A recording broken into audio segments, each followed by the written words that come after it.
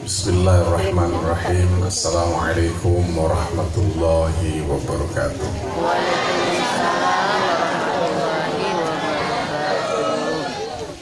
Alhamdulillah. Alhamdulillahi rabbil alamin. Alladzi khalaqal mauta wal hayata liyabluwakum ayyukum ahsanu amala wa huwal azizul ghafur.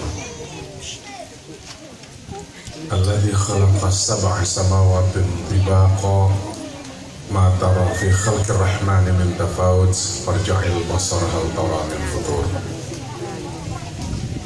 Walladzi arsala rasulahu bil huda wa dinil haqq yuzhirahu 'ala ad-din kullihi wa kafa billahi shahida. Asyhadu an la ilaha illallah wa asyhadu anna Muhammadan abduhu wa rasuluhu la nabiyya ba'dah. Allahumma salli ala sayyidina Muhammad wa ala alihi wa sahbihi ajma'in, amma ba'd. Hadirin yang kami muliakan, terutama pimpinan yayasan, tuan guru, ustadz, tokoh agama, tokoh masyarakat yang mewakili Pak Bupati, Pak Camat, Pak Kepala Desa, Pak Dusun, dan mohon maaf tidak bisa disebutkan satu persatu.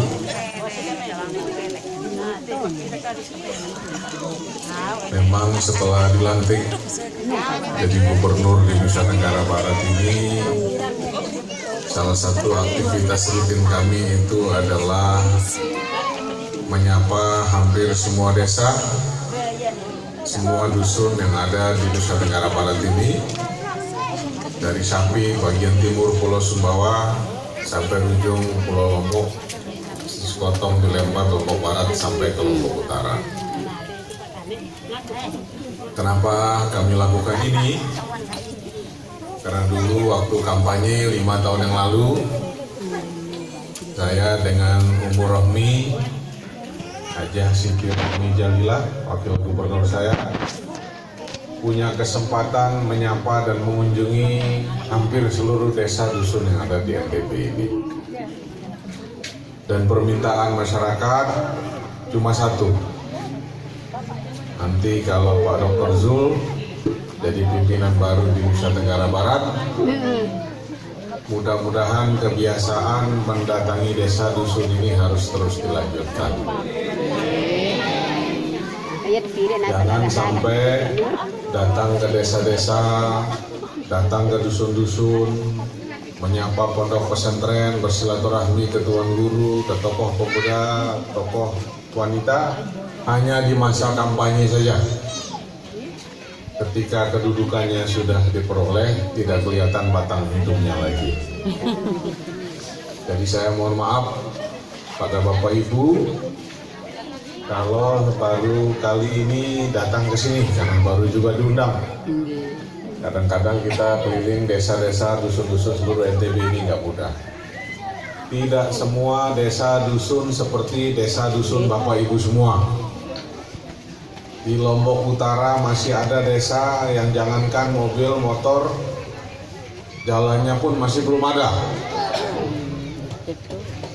Nusa Tenggara Barat itu bukan hanya Pulau Lombok, bukan hanya Pulau Sumbawa, tapi hampir 500 pulau kita miliki. Masih ada pulau-pulau yang ketika kita berkunjung harus naik boat berhadapan dengan gelombang 2-3 meter. Jangankan sinyal, listrik pun belum ada. Tapi rata-rata di setiap desa, setiap dusun yang kami kunjungi, biasanya ada satu pertanyaan dan permintaan yang hampir sama, yaitu meminta sumbangan untuk perbaikan masjidnya. Itu pertanyaan. Jadi kalau gubernur datang, pasti ada pengurus masjid yang akan meminta bantuan untuk penyelesaian masjidnya. Dan sebagian besar masjid di NTB ini belum selesai, selalu membangun terus. Saya tanya ibu-ibu yang di ujung sana, kalau gubernur nyumbang untuk pembangunan masjid 1 juta, oke nggak? Oke, yang penting ikhlas.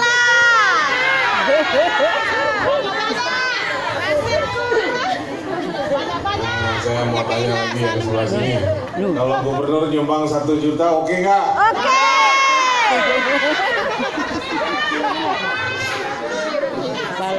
Nah, kalau bapak-bapak sebelah sini, kalau gubernur nyumbang 1 juta, oke nggak Pak?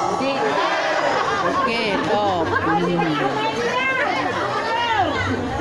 Jadi menurut ibu-ibu, menurut bapak-bapak, 1 juta itu belum oke.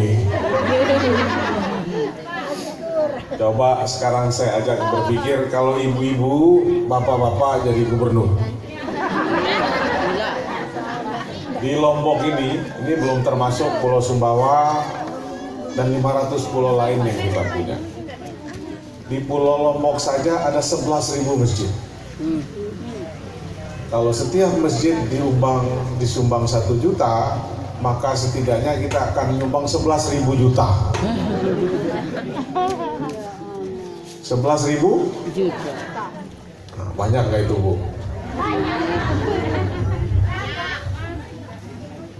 Bahkan sekarang kalau kami nyumbang masjid 10 juta saja, pengurus masjidnya belum tersenyum. Insya Allah hari ini kita hadir di sini meletakkan fondasi, mudah-mudahan bukan hanya masjidnya yang kokoh, bukan hanya fisiknya yang kita perbaiki, tapi anak-anak kita yang hadir di sini mungkin satu saat akan ada yang menjadi gubernur Nusa Tenggara Barat.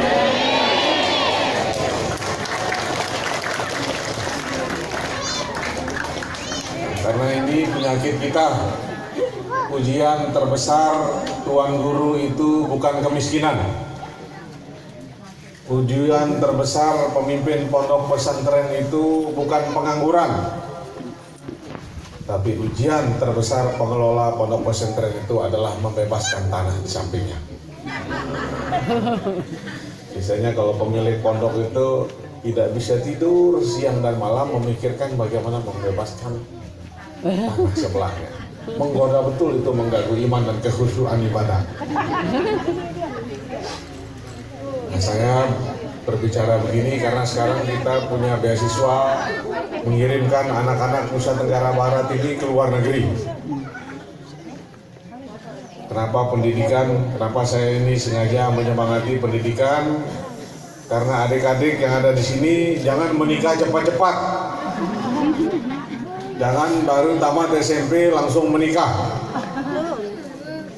Tapi kita harus kirim anak-anak jamu jana pria ini ke luar negeri supaya bisa mendistribusikan harapan pada seluruh dunia syiar agama kita yang kita pelajari di sini. Saya dulu SMA-nya di Australia. Australia kan SMA. Di Australia itu banyak onta, jadi onta itu bukan hanya ada di Saudi Arabia tapi di Australia banyak juga. Saya kemudian pernah kuliah di Jepang. Di Jepang orangnya cantik-cantik, nanti kamu harus kawin sama orang Jepang satu. Saya pernah kuliah di Sweden, di Swedia. Saya pernah kuliah di Belanda. Saya 5 tahun di Inggris dan terakhir di Amerika Serikat.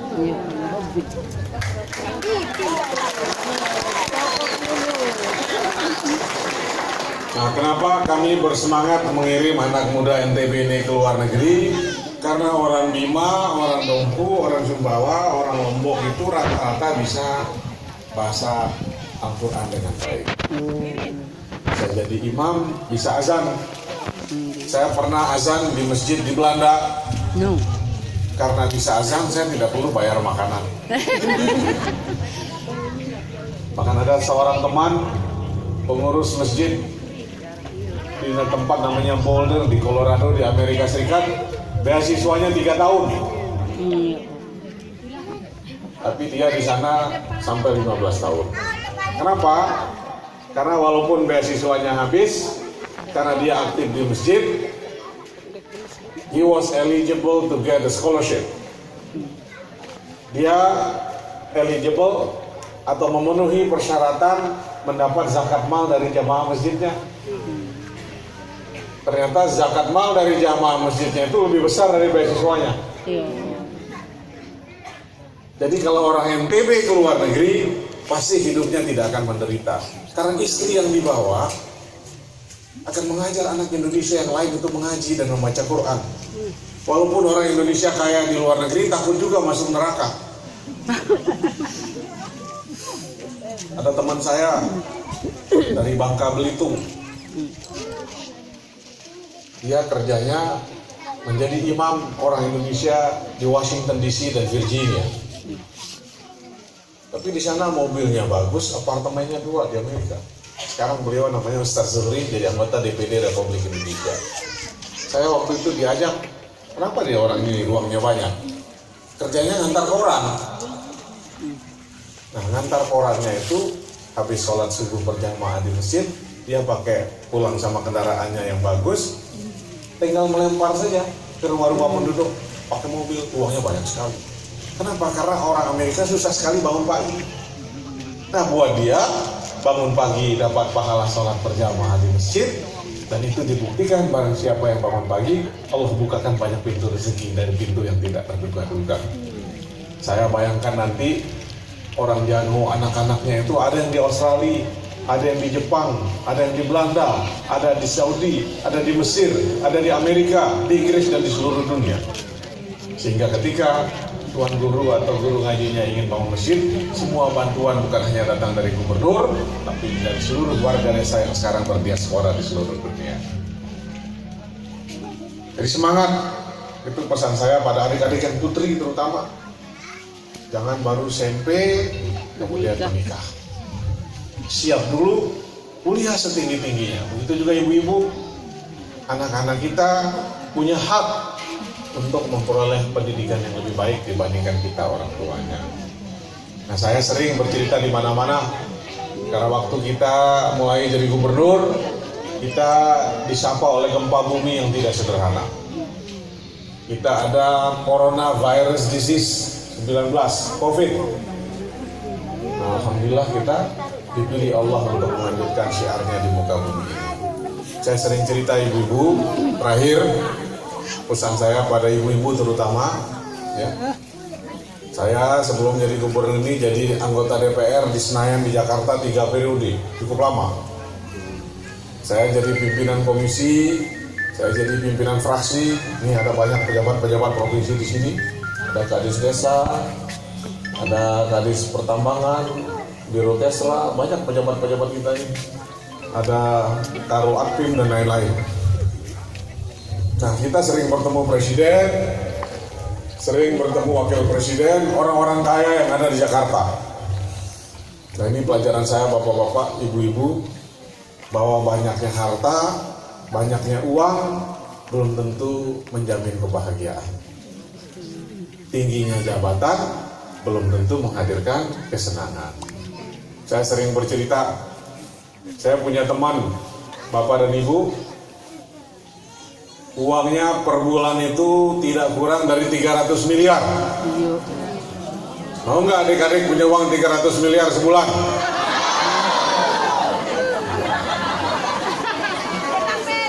Ibu-ibu mau nggak punya uang 300 miliar sebulan? Nah, di situ saya belajar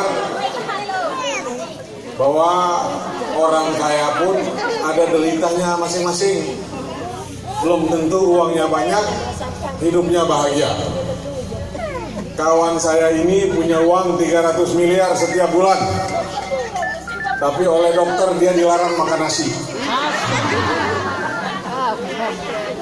Kawan saya ini punya uang 300 miliar setiap bulan, bukan hanya tidak boleh makan nasi, dia tidak boleh makan daging, dia tidak boleh makan gorengan, dia tidak boleh menyentuh sambal, nggak boleh makan garam, tidak boleh menyentuh gula, tidak boleh minum kopi, tidak boleh mendekati teh. Yang boleh dimakan hanya obat-obatan.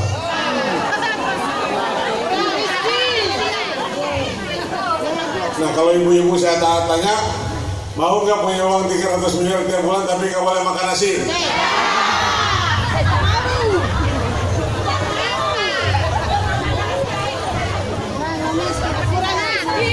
Jadi contoh masjid kita ini, kalau saya lihat ini sudah bagus sekali, kenapa harus di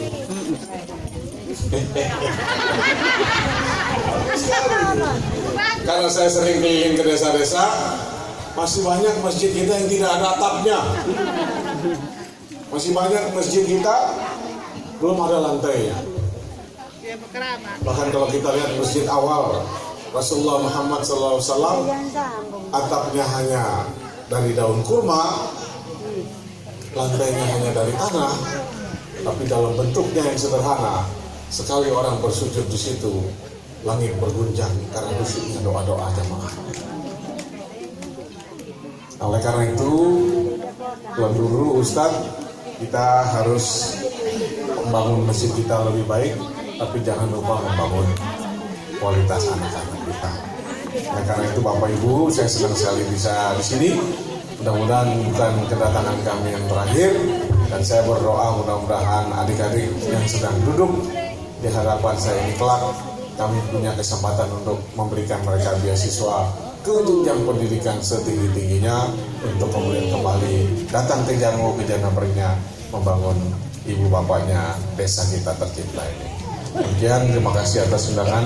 Billahi taufiq wal hidayah. Assalamualaikum warahmatullahi wabarakatuh.